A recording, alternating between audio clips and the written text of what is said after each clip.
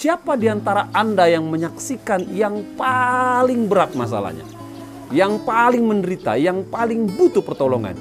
Kiranya Tuhan menyembuhkan Anda yang pertama.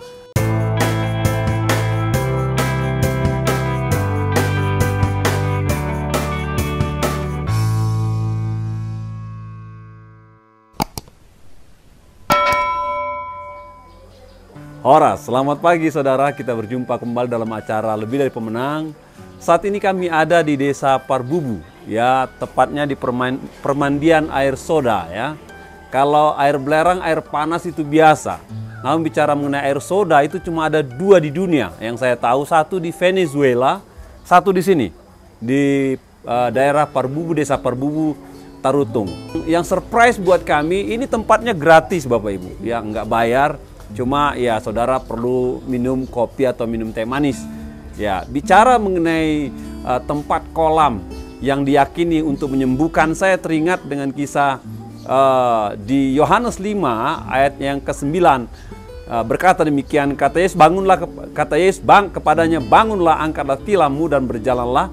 Pada saat itu juga sembuhlah orang itu, lalu ia mengangkat tilamnya dan berjalan. Tapi hari itu hari Sabat. Di Israel juga ada tempat yang diyakini kolam di mana orang disembuhkan, yaitu kolam Bethesda. Setiap kali kolam itu bergelombang karena kedatangan malaikat atau digoncang oleh malaikat, setiap satu orang yang pertama terjun atau masuk ke dalam air mengalami kesembuhan, kata Alkitab, apapun penyakitnya. Itu keyakinan pada masa itu. Namun ada satu fenomena yang cukup unik. Di situ terbaring seorang yang sudah 38 tahun lumpuh total. Dan dia tidak bisa berbuat banyak, ditinggal sendiri, tidak ada saudara keluarga di sana. Satu kali Yesus menghampiri orang itu, Tuhan katakan, mau nggak engkau sembuh? Dia katakan, tidak ada orang yang mengangkat saya untuk masuk ke dalam kolam ketika kolam itu digoncang oleh malaikat. Tapi Tuhan katakan, maukah engkau sembuh? Dan Tuhan katakan, angkatlah tilammu dan berjalanlah. Dan pada saat itu juga kuatlah orang itu, sembuhlah dia, dan dia mengangkat tilam, dia berjalan. Apa pelajaran rohani yang bisa kita dapatkan dari peristiwa kolam Bethesda? Pertama yang saya dapatkan, yaitu pertama Bapak Ibu, Tuhan mencari orang yang paling tidak berdaya dari sekian banyak orang sakit pada masa itu. Tuhan mencari orang yang paling tidak berdaya dari sekian banyak orang sakit pada masa itu. Ya, ada berbagai macam orang yang sakit, namun orang lumpuh ini paling menderita, tidak ditemani oleh siapa-siapa, tidak ada yang peduli kepada dia, keluarga pun tidak peduli, tidak menemani dia.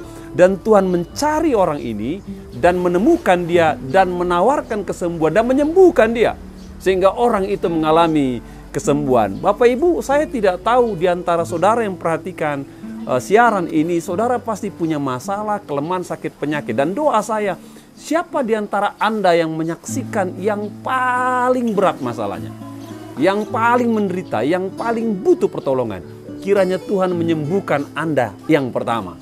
Dan saya percaya Tuhan masih berkuasa apapun kondisi keadaanmu. Yang kedua Bapak Ibu, yang saya pelajari bahwa Tuhan itu dapat atasi masalah berapa lama pun jangka waktunya, ya, berapa lama pun jangka waktunya. Dikatakan 38 tahun.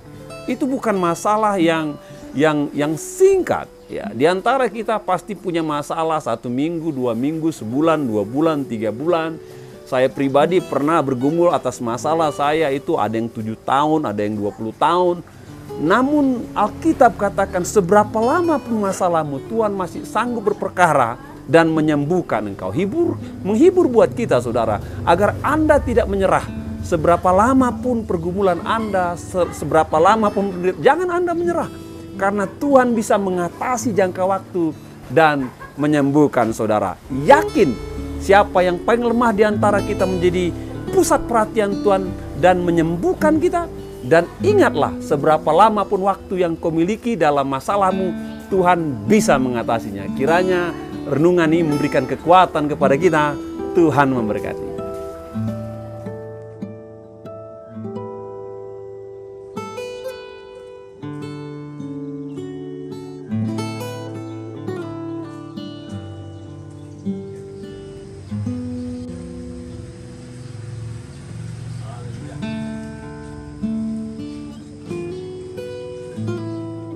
tetap semangat. Dari Desa Parbubu, kami mengucapkan semangat pagi, semangat buat hari ini.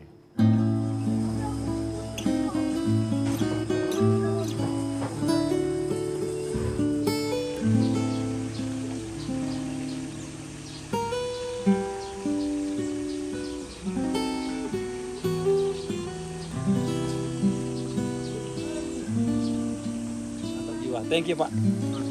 Udah kelihatan gelembungnya? Udah. Nampak? Nampak. Punggung juga ada? Udah. Wih, keren ya.